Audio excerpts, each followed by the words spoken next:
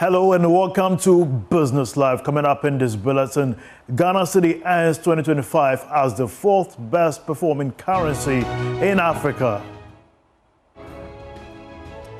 Also coming up, Chamber of Oil Marketing Companies predicts stable fuel prices if Cedi's gains continue.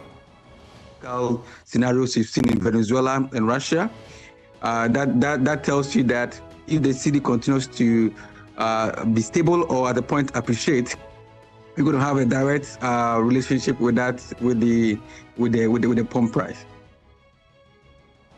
We have these and more coming up in this bulletin. My name is Winston Taki. Stay tuned right back after this. This is Business Live, and now to our first business story. The Ghana Cedi has ended 2025 as the fourth best performing currency in Africa. According to Forbes, the cedi's value to 10 cedis, 93 pesos to the US dollar, makes it one of the strongest currencies on the continent. There is more in this report.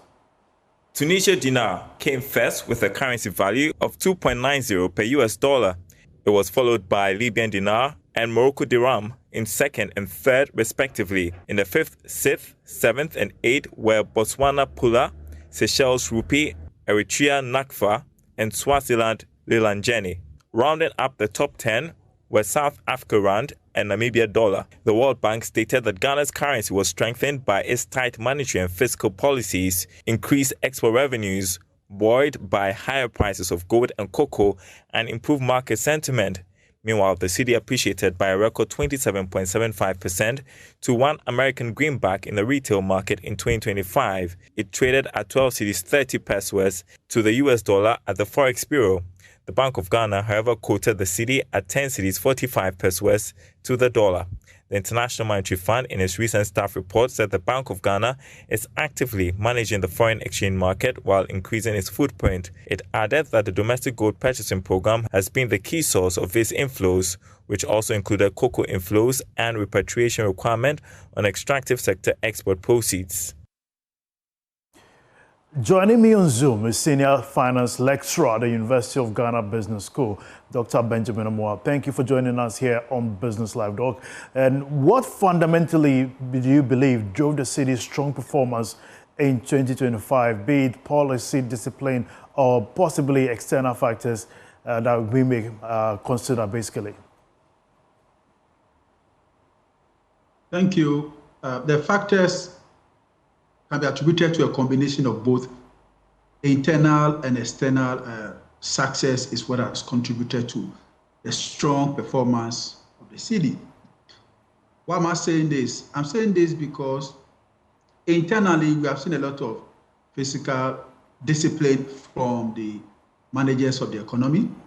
In fact, we started the year by going through a major reduction in the cost of borrowing by the Ministry of Finance, when the Ministry of Finance heavily reduced the rate at which we were mobilizing funds through the Treasury bill on the money market. That was a signal to the market that the days of high yields or returns on the Treasury bill is a thing of the past. That was a clear indication to the market. Of course, if you look at government stance on expenditure, government has been very prudent,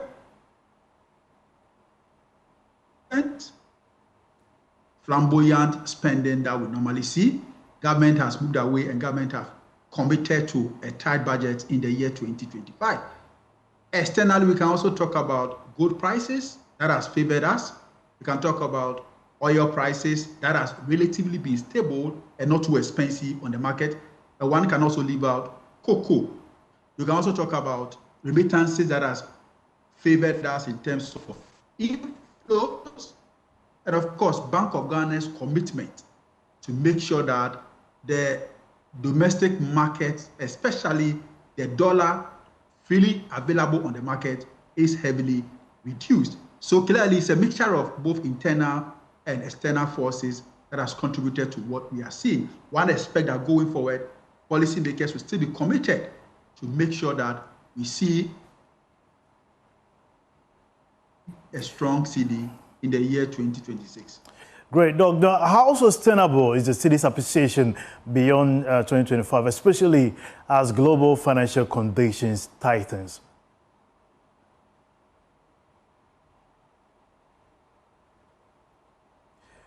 We still have to do what we did in 2025. If it's not broken, how would we like to fix it? Why? Because we have gone through a one-year cycle where we have seen the cedi relatively strong compared to the city's performance in the past. This time around, the governor and the government has committed to give us a band, and that band is between 10 and 12. That band has still not changed. So one expects that we are still within the band of 10 and 12, and maybe plus or 5%. So if you are planning, this is how we have to plan, so we can hold the policymakers responsible. I would say that we need to hold them by their words and then believe that we are still going to work within the 10 to 12 cedis to $1 as given us by the managers of the economy. So if you're asking me in terms of sustainability, I'll look at sustainability through the target that the Bank of Ghana has set for itself. And of course, also supported by the president in terms of the 10 to 12 range. Great. Now, has the Bank of Ghana's increased intervention in the forex market strengthened confidence or possibly created some form of a new risk on the market? You know, when it comes to the exchange rate, it is the Bank of Ghana's responsibility to make sure that the cedi is relatively strong as far as the international currency market is concerned. So it is Bank of Ghana's responsibility to manage that. How much they are putting onto the market reflects the demand condition on the market. I don't think that looking at our international loan servicing needs, the Bank of Ghana will just release dollars onto the market. No, the Bank of Ghana will at each point in time look at how much we need on the market and then release it to meet the needs on the market. It is not just about pumping money onto the market. If Bank of Ghana has pumped money onto the market, the question we need to be asking ourselves is this: why is inflation at 6.8 or so percent, if indeed it has just been releasing money on the market? It is simply the case that there was a demand for the hard currency dollars, and BOG came in and, of course, supported by the Gold Board Initiative, was able to mop up a lot of dollars, because these dollars would have gone into private hands. But this time around, with the Gold Board architecture, they have been able to force all the gold to pass through a particular channel. And that channel is what has made available to Bank of Ghana a lot of dollars. And of course, they have to release onto the market. So it's a good initiative. And I think that Bank of Ghana did,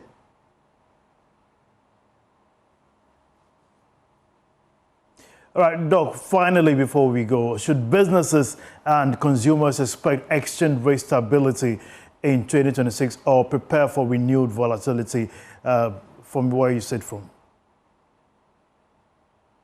In the currency market, especially, you cannot have a stable currency. It's not possible. You cannot have stability. What you can have is the currency hovering within a predictable band. That is what you need to expect, because no currency will forever be stable at a particular point throughout. It will go up, it will decrease, up, decrease. But then the band must always be manageable. And that is why, in our case, we have been told by BOG that we are working within the band of 10 and 12. That should give market participants some assurance in terms of planning. So long as the value of the currency hovers within the 10 and 12, that is predictable, I think businesses should be able to plan within this particular range. Of course, it may go up a little, but it is more predictable now. And that should be able to deal with the volatility that one expects on the market. Dr. Benjamin Omoah, we appreciate your time here on Business Live. This is where we take a short breather. We'll be back with more after this break. Stay tuned. Welcome back to Business Live. My name is Winston Taki, and now to more news. The Chief Executive of the Chamber of Oil Marketing Companies, Dr. Riverson Opon, has revealed that Ghana will enjoy some stability in fuel prices at the pumps if the cedi continues to remain stable or appreciate. His comment comes at a time when petrol prices have dropped to 10 cedi 35 pesos per litre as oil marketing companies begin implementing price reductions. Take a listen. If you take a look at the international benchmark price for the past 2 weeks, we indeed saw the crude oil market going down by almost 8%. And over the next two windows also, making it a month, due to abundant global supply and rising inventory, which has continued to overweight the geopolitical risk, which we have seen around Russia-Ukraine war in the Middle East, and even Venezuela. We also anticipate that the international benchmark price will be either stable or go a bit down.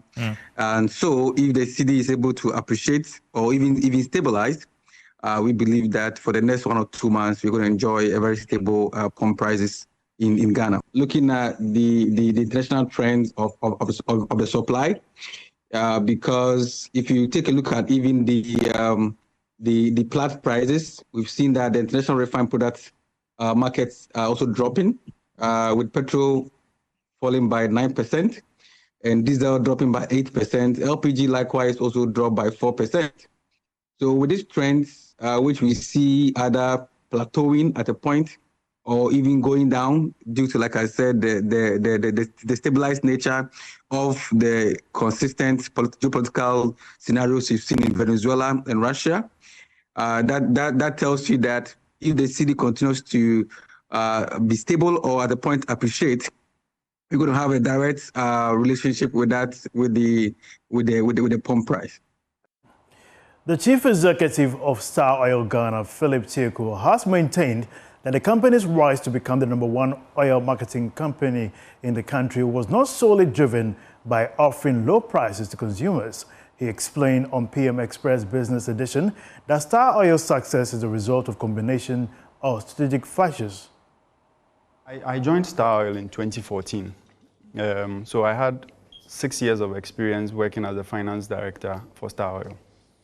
So I had a lot of knowledge already in terms of Star Oil and the industry locally, even as a finance director. I think the biggest change for us was the price deregulation era, post-2015 July. Before July 2015, all oil marketing companies were supposed to sell at the same price. Now, when all oil marketing companies are supposed to sell at the same price, then brand recognition is an important determinant of where customers go to. So you had lots of local players, all right, but when you are competing with multinationals or large state institutions in the oil space who were pioneers in that space, and you have to sell at the same price, it was very difficult for you to penetrate in terms of market share. The only way you can do that is to actually spread around the country. But post-2015 July, price became an important factor in terms of customer choice. But Ghana also has a history of quality problems in terms of oil marketing companies. So if you just go with price as your banner, you may not necessarily succeed because, let me give an example. In the oil industry today, we have over 210 or 15 oil marketing companies. Apart from about 5 or 6 of the oil marketing companies, everybody is competing on price, basically. All the structure, the structure we have is really price and a few doing, differentiated products sold at higher prices. Now, if you want to be #1 in Ghana, and you want to do that through affordable fuels, you'll be confronted with the question of quality. So you need to put in a structure that responds to quality so that when a customer gets to your station just to try your products, they see the difference and come back again. So you can get a customer to visit your station on price, but what makes you keep the customer is the quality of the product. So in about 2020, we decided, and I've written about this, we decided to look at what happened in the UK market when they went price regulation in the 1970s, and noticed that a lot of oil companies collapsed because of the fierce competition. And because of that, we knew that if we were going to survive this market post-price deregulation, we needed to do more than just compete on price. Price was always going to be a factor that allowed the customer to come to you to sample. But if the customer comes and there are quality issues, the customer is not coming back, and their word of mouth is going to destroy your brand. So when we decided to go on price, in fact, we were the late comers to the price game in Ghana. Anybody in the industry would have noticed that until 2021, July, Star Oil always priced its products almost comparative to the main players at the time. We were very much pricing at a high price. But behind the scenes, we were putting in the systems that would deal with costs and leakages because we needed to do something that was sustainable. So first thing is, you know your customers, the large chunk of the customers want affordable fuels. But they want it with the same quality as they get anywhere else, but affordable. But if they want quality fuels, affordable, they also want it in what? The right quantities. They don't want to be cheated because you've given them an affordable fuel. They don't want to be cheated. So you have to put in systems that ensure that the customer doesn't get cheated at the pump as well. And we also noticed from our research that customers also wanted to be heard when they had issues at the station. So we put in place a customer complaints hotline to make sure that if there's any service issue, we get to hear about it at management level. And this is the customer complaints hotline in Star Oil. Every manager in Star Oil is on that hotline and knows everything that goes on. Any report that comes, I get to hear, every manager gets to hear, and we resolve it together as a team. ASAP? ASAP. I see. ASAP. Now, so you are dealing with quality, you are dealing with affordability, you are dealing with right quantities, and you're also dealing with hearing from the customer when they have issues. We put in an investment, a heavy investment in CCTV. I don't think anybody in the industry has invested that much in CCTVs at their stations. I think on average, we tend to have about 14 cameras at every station. Some are solar, some are, all of them are active. And we have a robust system for ensuring that downtime is reduced to a very low extent. Now, what this has done is that we're able to monitor service delivery.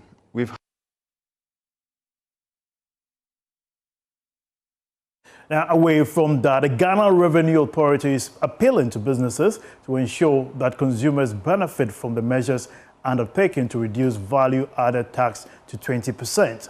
According to the GRA, the new VAT, which took effect from 1st January, will have some transition period, which stakeholders can recalibrate their systems and apply accordingly. Speaking to Joy Business, Commissioner General Anthony Sapon said, authority is engaging businesses to ensure a smooth takeoff. Part of the transitional arrangement, new booklets will be issued for taxpayers. In the meantime, if a taxpayer has not received a new booklet, the line for COVID levy should be 0. 2, the application of the 15% VAT should be on the exclusive value that you have on the invoice. So again, back to the example I gave, if you are selling an item for 1,000 Ghana cedis, on your booklet, you charge Get Fund 2.5% on the 1,000 value. NHIA 2.5% on the 1,000 value. COVID levy is cancelled out or is 0, and VAT 15% on the 1,000 value. If we all do this, both taxpayers as well as consumers also are aware of this, we believe that the new VAT law has come into effect. But part of the arrangement that we've done is that immediately in this new year, within the few days, new booklets are going to be issued to all VAT issuers, and that will replace the old booklet. We appeal to suppliers and businesses, as we have done in the past, that anytime there's such a transitional arrangement, we've gone on a temporary arrangement while the replaced arrangement come into place.